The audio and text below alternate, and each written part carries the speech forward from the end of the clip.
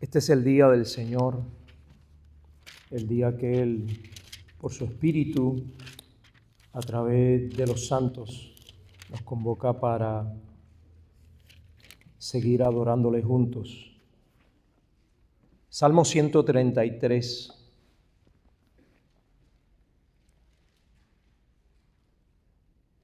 Es un cántico gradual de David. Dice el Salmo 133. Mirad cuán bueno y cuán delicioso es habitar los hermanos juntos en armonía.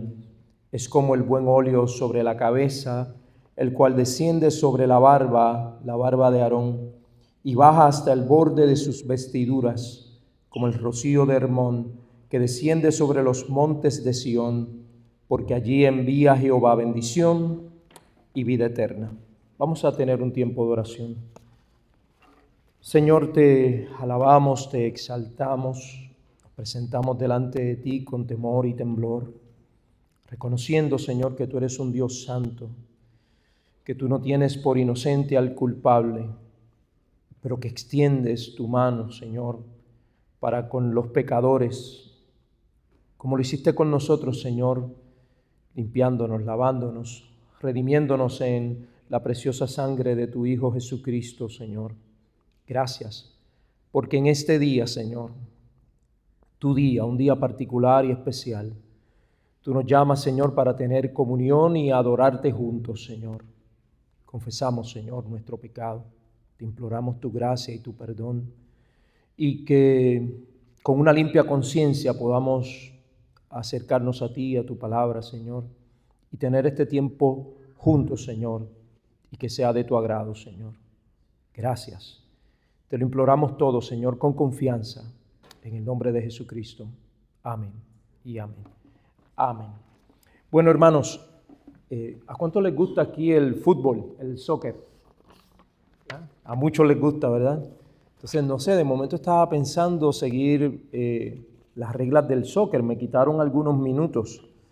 Así que, bueno, este estudio a 60 minutos se extenderá como a 90 minutos, ¿verdad?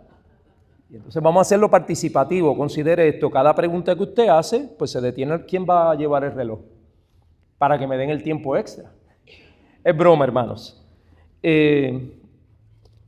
Hoy quisiera compartir con ustedes algo que es parte de un tema que es parte de la historia de la iglesia a partir de la Reforma, y es el desarrollo, la construcción de credos y confesiones que se establecieron, se desarrollaron debido a las amenazas teológicas, las amenazas doctrinales que desde el arranque, ¿verdad?, podemos decir, comenzaron a afectar a la iglesia, porque nosotros, ¿verdad?, nuestro anhelo, y estoy seguro que el anhelo de los pastores que están aquí presentes es desarrollar, establecer iglesias que sean iglesias como vimos durante el día de ayer, iglesias que estén cimentadas en la palabra de Dios, cuya doctrina sea sana, sea saludable y conforme al plan y voluntad del Señor. Y reflexionando acerca de esto y viniendo de un contexto no bautista, asumo que la mayoría de las iglesias que están aquí tienen convicciones bautistas, su teología es bautista, y sabiendo que posiblemente al igual que yo, habiendo crecido en un hogar católico, luego habiendo abrazado las convicciones del pentecostalismo, y luego más adelante Dios en su misericordia por medio de la Escritura llevándome a renunciar a todas esas convicciones y a abrazar aquellas que son más afines con la palabra, pues un día descubrí que era bautista sin saberlo. De hecho, para mí los bautistas eran gente muerta. Pero como no se dan las manifestaciones de los dones del Espíritu, pues yo pensaba que era una iglesia que no era una iglesia viva, una iglesia del Señor.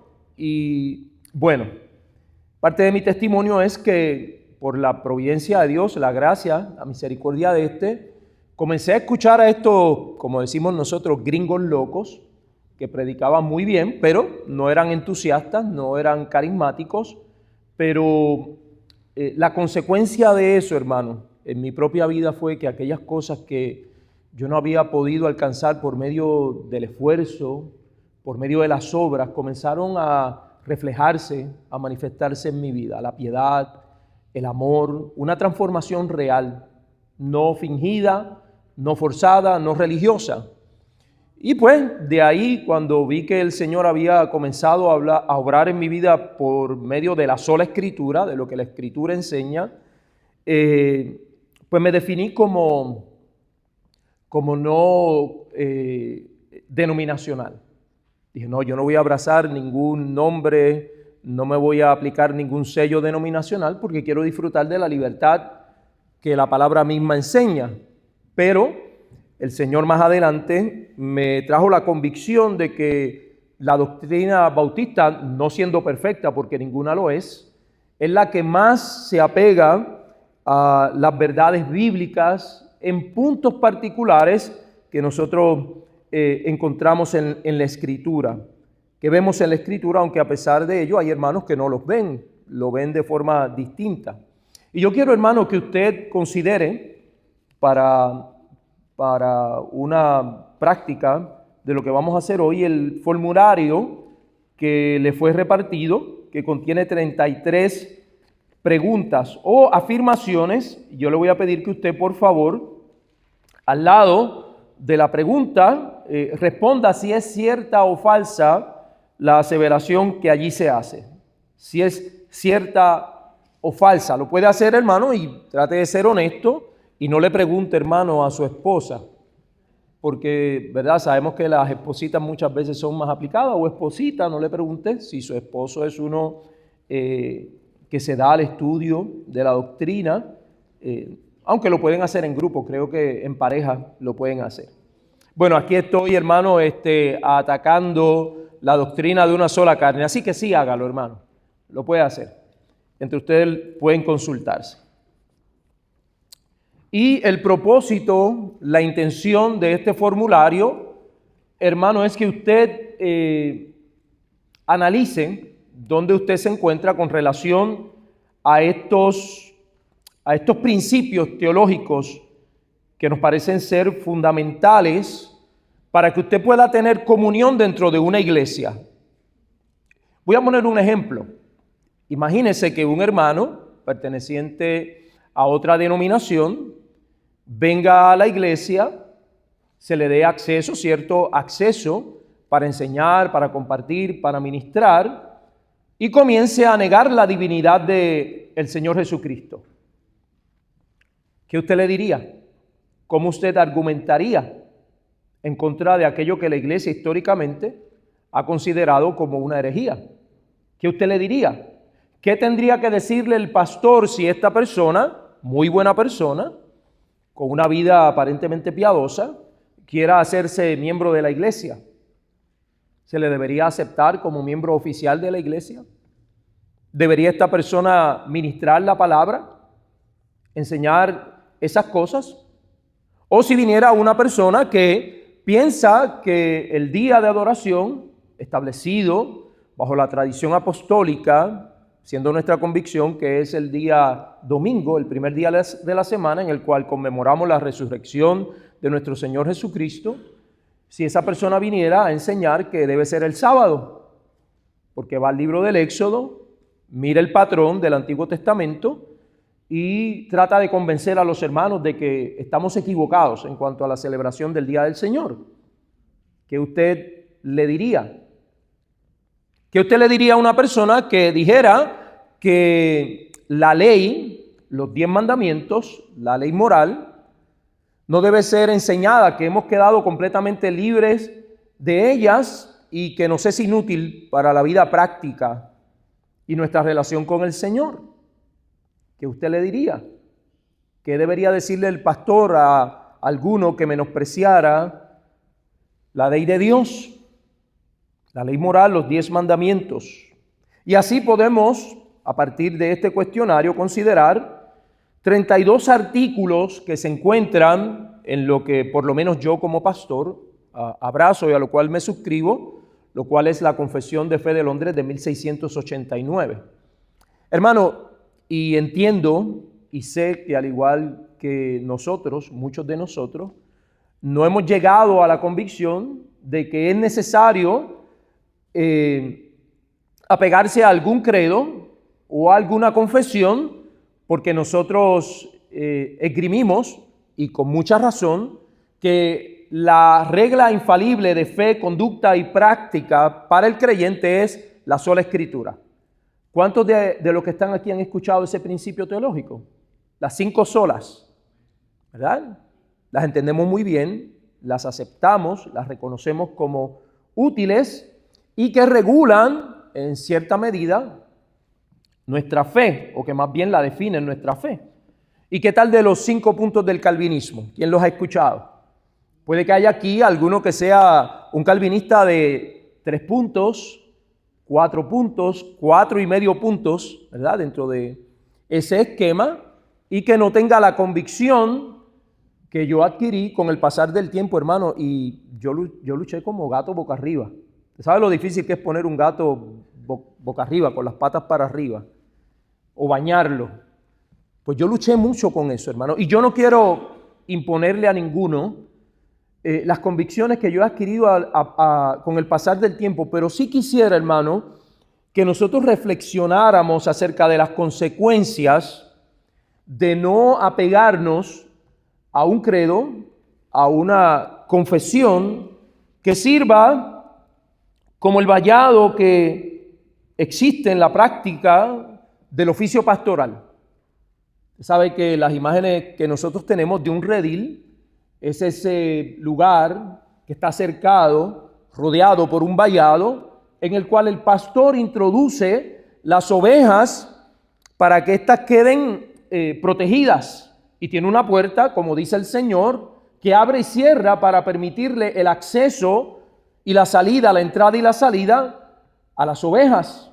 Dice el Señor que el que no entra por la puerta, sino que brinca el vallado, no es el pastor, sino que es salteador, es un ladrón.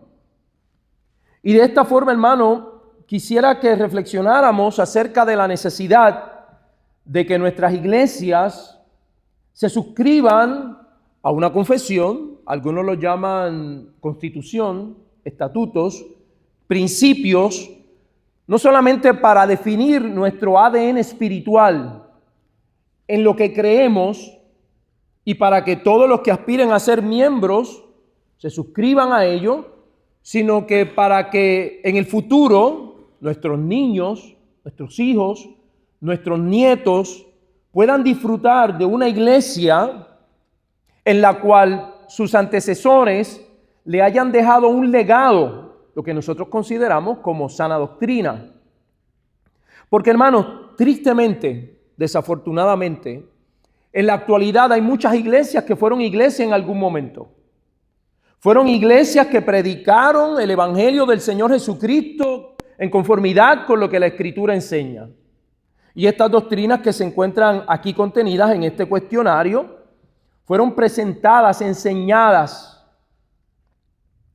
fueron protegidas por cierto tiempo hasta que nuevas ideas, nuevas interpretaciones de la Escritura comenzaron a enseñarse y la iglesia se desconectó de su identidad, mutó, cambió y no es lo que en un principio fueron. Podemos pensar en la Iglesia Católica. La Iglesia Católica es históricamente la iglesia que nació el día de Pentecostés. Fue la iglesia que el Señor, con la venida de su Santo Espíritu, estableció y se desarrolló, y sabemos, muchos de nosotros, sabemos que debido a la influencia del Estado, del Imperio Romano, esta comenzó a corromperse. Debido a la influencia de la cultura, la política, comenzó a corromperse hasta que llegó la afirmación, se hizo la afirmación de que el magisterio, las enseñanzas de la iglesia, especialmente aquellas aseveraciones que hiciera el Papa ex cátedra desde la silla papal, tenían el mismo valor, quedaban elevadas al mismo nivel de la Escritura. Y esto es lo que eventualmente trajo mayor corrupción dentro de dicha iglesia. Así que los credos y confesiones se pueden comparar a las señales de tránsito que una vez establecidas, una vez fijadas por un acuerdo social, legal, cuando éstas se ponen a lo largo de los caminos, ellas regulan el buen orden para la comunidad, para la sociedad y para los peregrinos, los que transitan por dichas avenidas. Y más de uno de nosotros hemos sufrido las consecuencias de haber violentado alguno de esas señales, ¿verdad? Si las normas entonces que se establecen solo quedaran, si dentro de lo que es la legislación de los pueblos, si esas normas, esos acuerdos solamente se quedaran en acuerdos verbales, eventualmente, ¿qué pasaría? Si no hubieran señales, muchas personas andarían desordenadamente. Así que vemos la necesidad de llegar a un acuerdo y luego imprimirlo, establecerlo para que todos los que caminen, peregrinen, participen de dichas actividades sociales, sean informados acerca de esas regulaciones. Es más, hermano, hay un principio dentro de la ley que dice que el desconocimiento de la ley no te exime de cumplirla. O sea, si usted viene, por ejemplo, de un país europeo donde usted puede ir a 100 millas por hora y bueno, en sus países son kilómetros, perdóneme, hermano. Yo soy puertorriqueño, así que si algún término, alguna expresión usted no la entiende, me puede preguntar después. Bueno, pero imagínese que una persona viene y supongamos que la luz roja significa lo contrario, significa prosigue, y la verde es deténgase. ¿Qué pasaría si el policía viera que esa persona, conforme a la ley local, está quebrantando, está violando la ley? Lo detiene, usted le dice, no, I'm not from here. Eso siendo en nuestros países. No, don't speak English. Algo, ¿verdad? Don't know, le puede decir uno. ¿Cuál sería la obligación del policía? ¿Dejarle ir? Tal vez le pueda dar una oportunidad. A mí no me dieron oportunidad en los Estados Unidos. Aquí en los Estados Unidos, cuando empieza a llover, usted tiene que encender las luces. Y yo no lo sabía. Y como no tenía las luces encendidas, pues, y yo le rogué, le supliqué, le dije, mire, yo vengo de Puerto Rico hace poco, no sabía esto, con mi mal inglés. Y esa fue la afirmación: el desconocimiento de la ley no te exime de cumplirla. Tienes que cumplir con ello. Ahora, acá entre nosotros, hermanos, eso es injusto, ¿verdad? Debieran enviarnos a una escuelita, hacer algo para prepararnos, capacitarnos y saber. Pero en fin, lo mismo, hermano, si tomamos ese ejemplo, lo mismo sería si recibimos a un alma, algún religioso de los mormones, testigos de Jehová, de la iglesia pentecostal, y lo dejáramos ahí a la deriva. Y no le dijéramos cuáles son nuestras convicciones. Y como dije al principio, quisiera participar, enseñar. Cuando esa persona presente algo que es contrario a lo que nosotros enseñamos, no pudiéramos juzgarlo. No somos como el policía, no le vamos a decir, oye, el desconocimiento de nuestros estatutos, de nuestra constitución, de nuestro credo no te exime de cumplirla. No le podemos decir eso porque, pastores, los que estamos aquí, hemos sido llamados a cuidar la doctrina como Pablo le dijera a Timoteo. Debe cuidarse de sí mismo y debe cuidar la doctrina y debe cuidar del redil. Debe impartirle sana enseñanza. El problema que nosotros tenemos en la actualidad, hermano, es que todas las iglesias dicen ser iglesias bíblicas, incluso las sectas. ¿O no es así?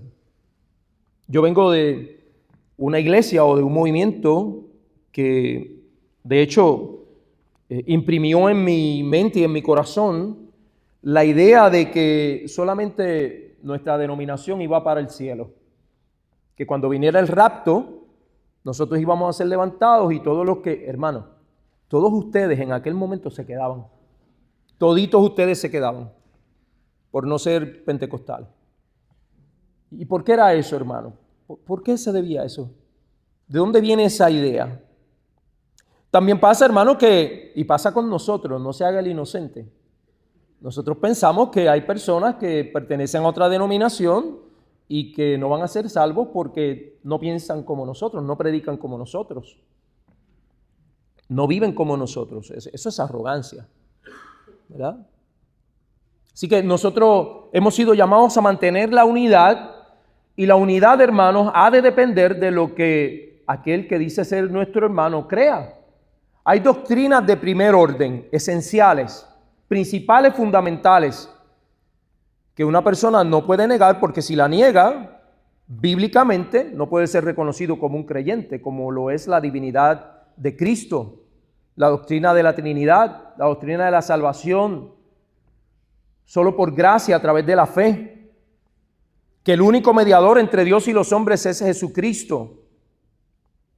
Esas cosas, hermano, nosotros las tenemos que predicar, enseñar, y para nuestro provecho y seguridad y buen orden, buen funcionamiento de la iglesia, para que éste se pueda realizar. Hermano, y quiera el Señor que las iglesias que están aquí representadas, si el Señor así lo quiere, se conviertan en iglesias históricas, no iglesias pasajeras, temporales, sino iglesias que se establezcan sobre el fundamento, la doctrina apostólica, y que se atrevan, hermanos, a suscribirse a algún credo, una confesión que les defina, y que sea como ese vallado que les compartiera anteriormente, un vallado teológico que nos permita disfrutar de plena comunión y nos permita disfrutar de la seguridad que el dogma trae.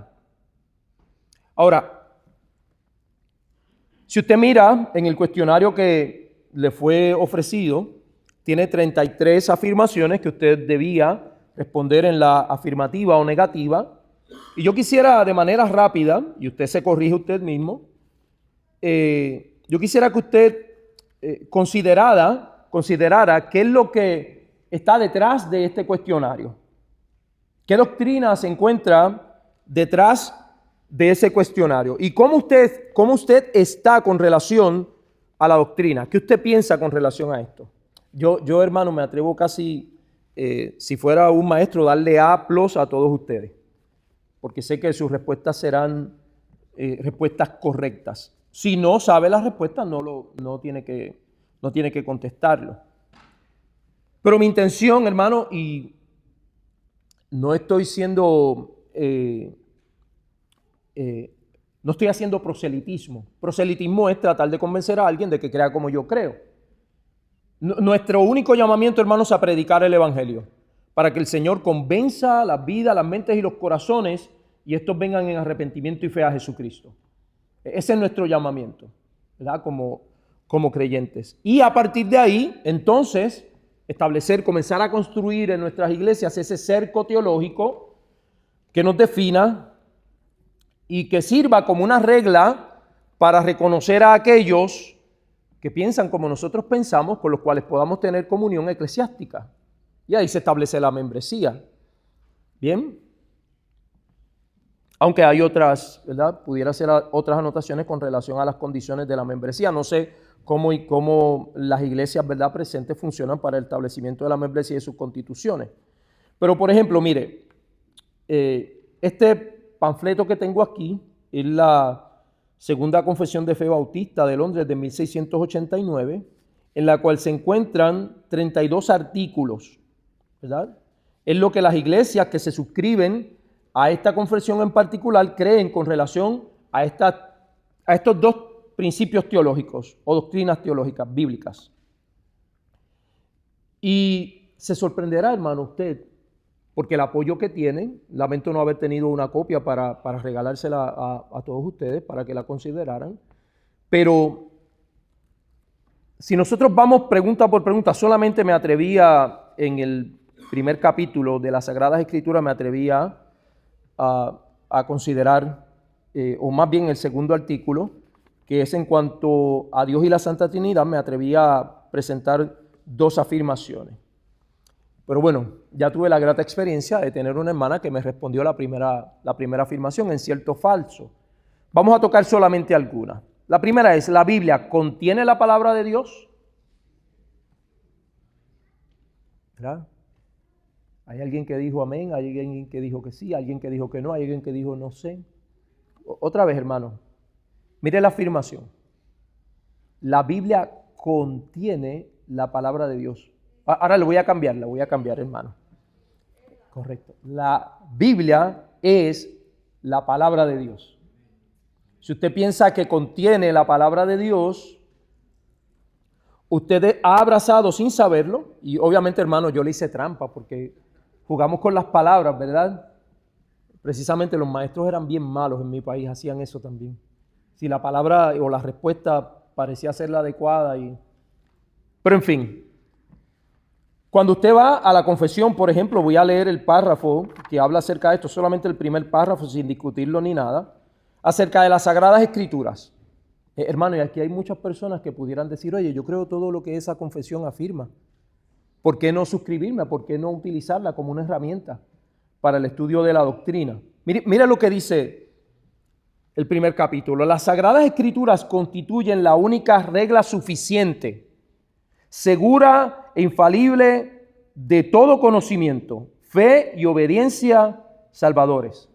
¿Cuántos se atreven a decir amén a eso? Lo leo de nuevo, hermano. Ahí no hay nada oculto, hermano. Ahí no es como la pregunta que presenté. Las Sagradas Escrituras constituyen la única regla suficiente, segura, infalible de todo conocimiento, fe y obediencia salvadores. Yo digo amén a eso.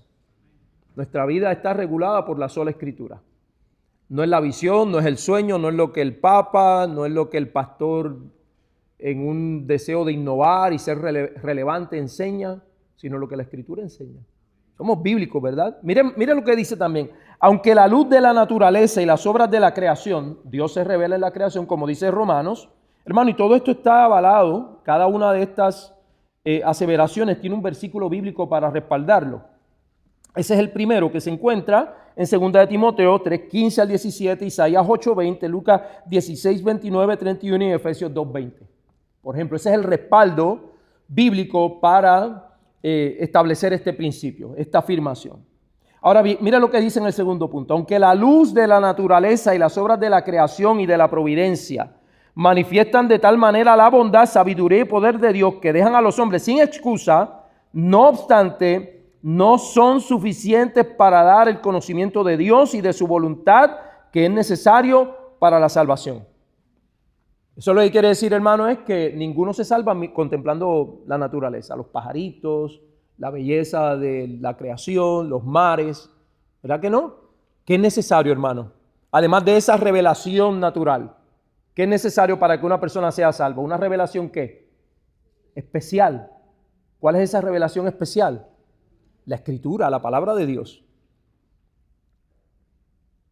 Y así se sigue desarrollando la doctrina de las Sagradas Escrituras. Ahora vayamos a la segunda pregunta en la cual presenté dos afirmaciones, porque entiendo que es una de las doctrinas más atacadas, o de las que ha sido más atacadas a lo largo de la historia. Tanto así, hermano, que hace algunos días en mi trabajo, yo reparo vehículos.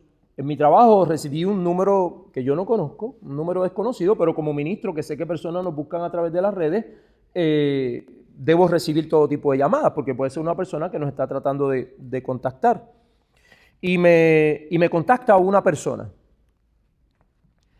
Y me dice, hermano, estoy muy preocupado, porque he llamado a muchísimos pastores y ninguno me ha podido responder la pregunta que le voy a hacer a usted. Hermano, y yo, usted sabe, ahí me quité la camisa y me salió una S de Superman, aquí va el teólogo, voy a rescatar esta alma de su angustia, de su aflicción. Lo que otro no puede hacer, yo lo puedo hacer, claro que sí. Eso pensé yo, y la persona me dice, hermano, ¿me puede usted explicar la doctrina de la Trinidad? Hermano, y usted sabe, como el Chapulín Colorado, mis antenitas de vinil comenzaron a detectar la presencia del enemigo. Hermano, y me dice, hermano, en las tres personas de la Trinidad hay tres mentes, tres voluntades. Y yo dije, qué raro que alguien me llame para eso. Ya, usted sabe quién era, ¿verdad? ¿De dónde venía esa persona? Y yo pues comienzo a hacer una disertación teológica, le empiezo a hablar de la aceidad, el argumento ontológico, ¿verdad? Comienzo a hablar del credo niceno, cosas así. Pero de momento yo dije, lo que yo tengo que hacer es ir directo al grano. Hermano, ¿me puede decir? Y yo bien, muy generoso, él no es mi hermano, el suyo yo espero que no lo sea. Hermano no es. Si acaso primo lejano. Pero yo le dije, hermano, ¿a qué iglesia usted asiste? Pues ya usted sabrá a qué iglesia pertenece. Los Testigos de Jehová. No, yo pertenezco a la iglesia de los Testigos de Jehová. Yo le dije, hermano, mira, yo no creo que tú estés siendo sincero al llamarme. No está bien lo que estás haciendo. Tú no quieres tener una discusión porque él me dijo, lo que quiero es clarificar, porque si yo estoy equivocado, yo quiero cambiar. Hermano, cuando alguien le diga eso, la mayor parte del tiempo no se lo está diciendo genuinamente, sinceramente. Yo le dije, mira, yo estoy trabajando. Yo no creo que tú estés siendo honesto en lo que estás haciendo. Tú quieres entrar en un debate, en una polémica que yo no quiero tener. Yo estoy bien enraizado en lo que creo. Yo veo y me dijo, pero preséntame versículos bíblicos. Y yo le dije, mira, realmente no voy a entrar en esto. Mire lo que dice la segunda pregunta. Son dos, la segunda y la tercera. La divinidad está compuesta de tres elementos personales que juntos hacen un Dios. ¿Cierto o falso? Y junto con la tercera, Jesús es divino, pero menor que el Padre. Mire lo que dice la confesión. Hermano, y sé que, confieso mi maldad. La estructura de la pregunta fue intencional. Confieso mi pecado. Bueno, y de hecho describe, creo que dice divinidad. No sé si lo corrigió la hermana cuando lo transcribió. Pero es la divinidad. Mire lo que dice esta confesión. El Señor nuestro Dios es un Dios único. Y contrástelo con la pregunta. Vivo y verdadero, cuya subsistencia está en Él mismo y es del mismo, infinito en su ser y perfección. Cuya esencia, mira lo que dice, hermano, muy importante. Cuya esencia no puede ser comprendida por nadie sino por Él mismo. Nosotros conocemos los bordes de Dios. Por eso es que esta doctrina de la Trinidad se llama el misterio de la Trinidad. Ese espíritu purísimo, invisible, sin cuerpo, miembros o pasiones, el único que tiene inmortalidad y habita en luz inaccesible, es inmutable, inmenso, eterno, inescrutable, todopoderoso, infinito en todos los sentidos, santísimo, sapientísimo, libérrimo, absoluto, que hace todas las cosas según el consejo de su inmutable y justísima voluntad para su propia gloria. Es amantísimo, benigno, misericordioso, longánimo, abundante en bondad y verdad, perdonando la iniquidad, la transgresión y el pecado, galardonador de los que le buscan con diligencia y sobre todo justísimo y terrible en sus juicios, que odia todo pecado y que de ninguna manera dará por inocente al culpable. Esa es una breve definición de Dios que contiene parte de las perfecciones de Dios. Mire lo que dice el párrafo número 3 de esta confesión. Y me está avanzando el tiempo y estoy en la introducción. En este ser divino e infinito hay tres subsistencias. El Padre, el Verbo, el Hijo y el Espíritu Santo. Mire lo que dice. ¿Recuerda lo que se afirmó al principio acerca de la sustancia de Dios, que es incomprensible? Mire lo que dice. El Verbo, el Hijo y el Espíritu Santo. De una sustancia, un poder y una eternidad, teniendo cada uno, hablando de las tres personas de la Trinidad, toda la esencia divina. Hermano, y no voy a intentar explicar eso. Es una afirmación, hermano, que corresponde a lo que está dentro del campo de lo incomprensible. Mire lo que dice. Su esencia es indivisa. El Padre no es de nadie, ni por generación, ni por procesión. El Hijo es engendrado eternamente del Padre. Y el Padre Santo procede, y el Espíritu Santo procede del Padre y del Hijo. Todos ellos son infinitos, sin principio, y por tanto son un solo Dios. La doctrina de la Trinidad, un solo Dios, tres personas, que no ha de ser dividido en naturaleza y ser, sino distinguido por varias propiedades relativas, peculiares y relaciones personales. Dice, dicha doctrina de la Trinidad es el fundamento de toda nuestra comunión con Dios y nuestra consoladora dependencia de Él. No voy a avanzar más en el cuestionario, hermano. Yo le invito a que usted, ¿verdad?, lo considere en su hogar. Pero básicamente, esta confesión, y no es la única, hay una confesión que luego las iglesias bautistas, ¿cuántos de aquí tienen relación, están afiliados a la Convención Bautista de Iglesias Bautistas del Sur? ¿Cuántos aquí? De los pastores. ¿No? ¿La de aquí? ¿Sí? Y de la iglesia del hermano también, Andrés, ¿verdad? Sí, ok. Esa iglesia tiene un documento, un pequeño panfletito, que se llama Mensaje y Fe Bautista. Toda iglesia, plantación nueva o ministerio que vaya a operar dentro de las facilidades de la iglesia que están dentro de la convención, tienen que suscribirse a la declaración teológica que se encuentra en ese pequeño libro. Es una confesión de fe resumida, pequeña, no toca todos los puntos y de hecho ha sido editada varias veces para hacerla más inclusiva. Y de hecho en cada año, en cada convención que se hace, la convención nacional, se discute la posibilidad de hacer enmiendas, de hacer cambios a la Constitución a la luz de las nuevas realidades del hombre moderno y demás. Y bueno, hermano, la palabra de Dios sí es inmovible. La palabra de Dios es inmutable. Lo que fue predicado por el Señor Jesucristo y sus apóstoles no debe ser cambiado a la luz de la influencia de la cultura, y es lo que vimos en la conferencia. Así que consideremos, hermano, y yo invito a los pastores a que estudien este tema. Y hablaba ayer con el hermano Texmayé, le decía que nosotros muchas veces nos constituimos en el credo de la iglesia, hablo de los predicadores. Nosotros predicamos y los hermanos con entera confianza, creyendo que nosotros somos hombres piadosos, temerosos de Dios, afirman y reciben lo que nosotros les enseñamos como bueno, como doctrinalmente sano, ¿verdad? Usted no va a pensar que su pastor va a enseñar una herejía. Pero hermano, ¿sabe lo que hizo el Señor? El mismo Señor Jesucristo y sus apóstoles advirtieron acerca de esta lamentable realidad de que, de hecho, Pablo le dice a Timoteo, mira, de entre nosotros, de entre ustedes, se van a levantar falsos maestros.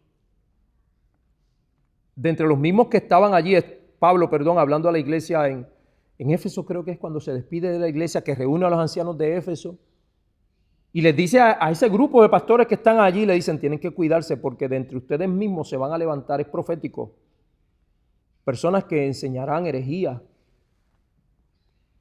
Y lo hiciera el Señor y sus apóstoles históricamente.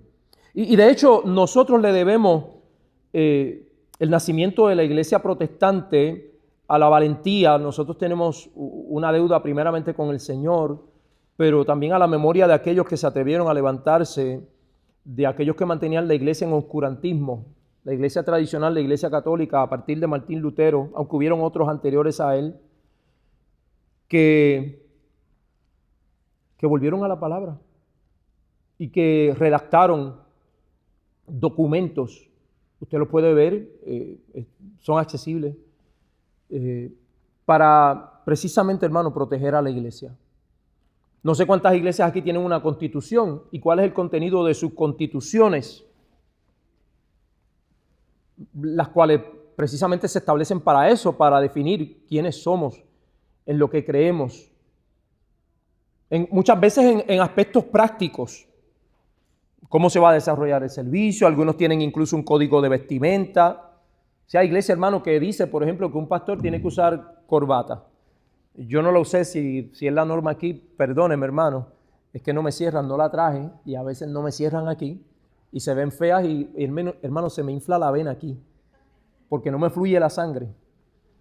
Pero en fin, hermano, esas cosas se tratan ahí y son necesarias en cuanto a cómo se va a administrar el dinero de la iglesia, los bienes de la iglesia, quiénes van a participar y cosas así, hermanos. Son buenas, son necesarias, hermano, y si usted no la tiene, piense en ello.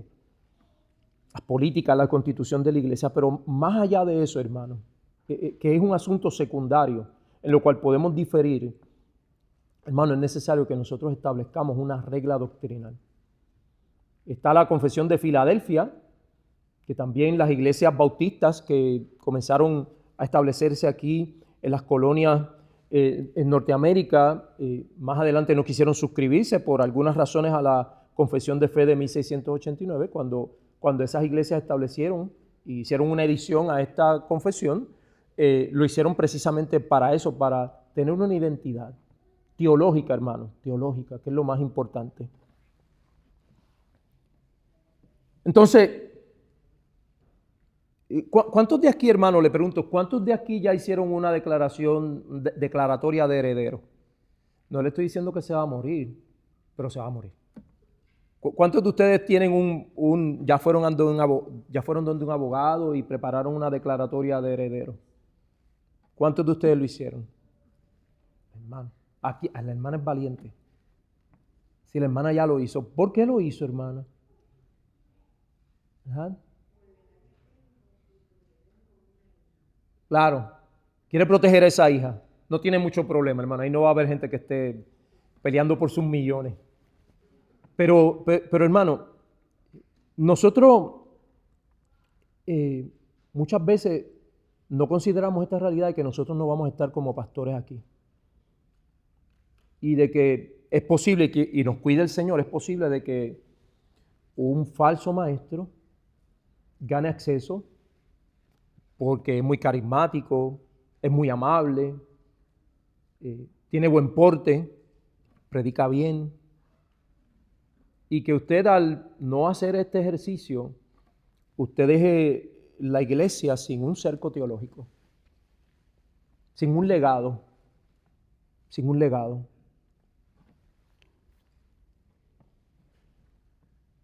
Si usted no lo hace, hermano, ahora en el tiempo presente, las ovejas en este redil, en su redil, no quedarán contenidas, protegidas teológicamente de la separación, de la sana doctrina y de los depredadores.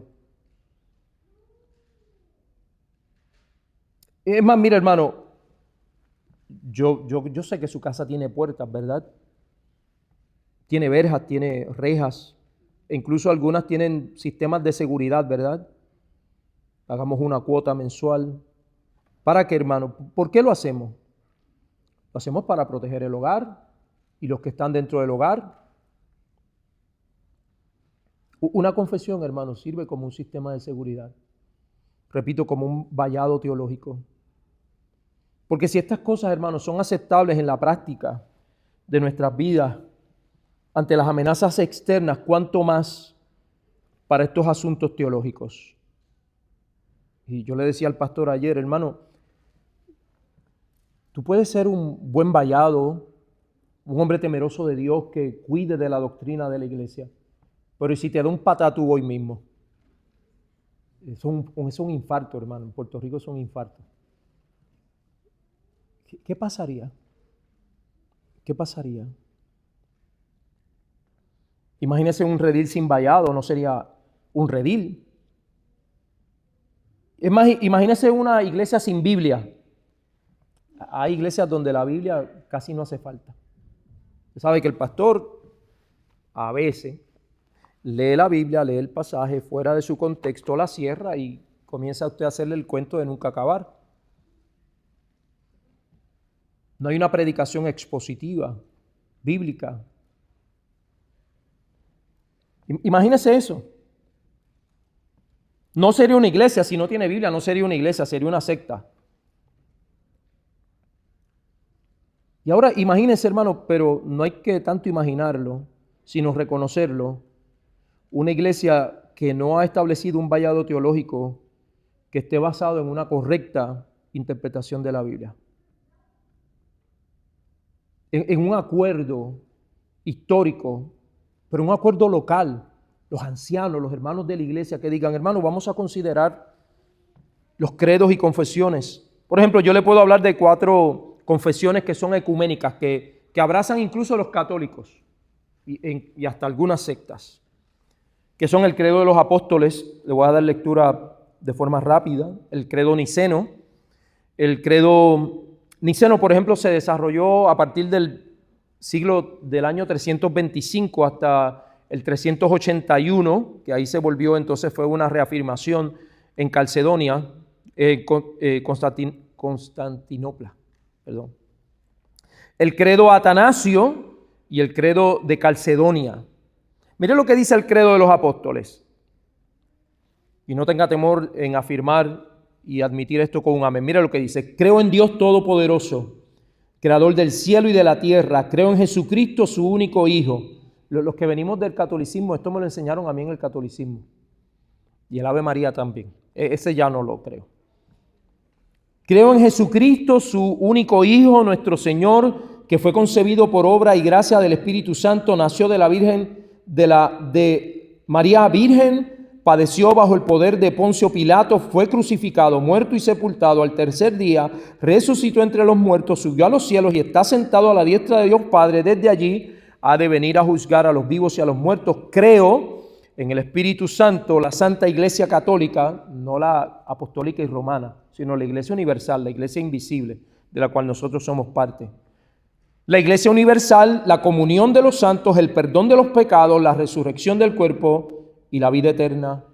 Amén. Si usted es creyente, usted cree todo eso. Si usted no puede afirmar todas esas cosas, pues necesita orientación. Puede que usted sea un creyente, pero necesita mayor claridad.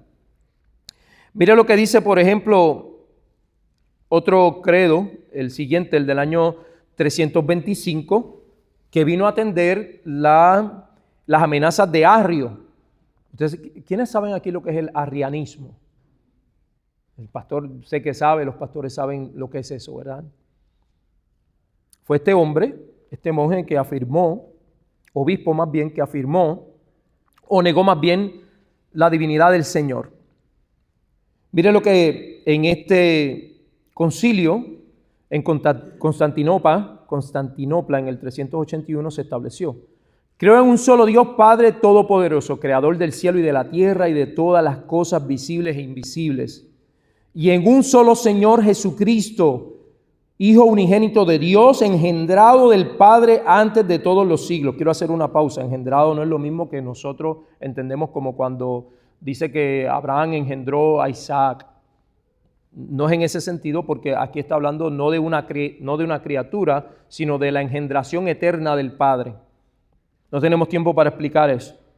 Eso lo hará el pastor más adelante si usted le pregunta. Engendrado del Padre antes de todos los siglos, Dios de Dios, luz de luz, verdadero Dios de Dios verdadero, engendrado, no hecho, consubstancial con el Padre. Ese es el homoousios, de la misma sustancia, de la misma esencia del Padre, por el cual todas las cosas fueron hechas, el cual por amor a nosotros y por nuestra salud, se puede traducir salvación, descendió del cielo y tomando nuestra carne de la Virgen María, por el Espíritu Santo fue hecho hombre y fue crucificado por nosotros bajo el poder de Poncio Pilato, padeció y fue sepultado y al tercer día resucitó según las Escrituras, subió a los cielos y está sentado a la diestra de Dios Padre y vendrá otra vez con gloria a juzgar a los vivos y a los muertos y su reino no tendrá fin. Mire lo que dice acerca de la tercera persona de la Trinidad. Es trinitario este credo. Y creo en el Espíritu Santo, Señor y dador de vida, procedente del Padre y del Hijo, el cual con el Padre y el Hijo juntamente es adorado y glorificado, que habló por los profetas y creó una santa iglesia universal, apostólica. Confieso un bautismo para remisión de pecados y espero la resurrección de los muertos y la vida del siglo venidero. Amén. Un credo es una afirmación de nuestra fe, la afirmación de cada creyente en cuanto a lo que cree. Bueno, y como se acabó el tiempo, no sé en el tiempo extra cuánto me queda, quisiera hacer un solo comentario. O más bien, vamos a hacer una práctica, vamos a hacer algo práctico. Para que usted vea que aunque la iglesia no tenga un credo y no se suscribe a una confesión escrita, sí la tiene. ¿Qué tal? Vamos a hacer un ejercicio.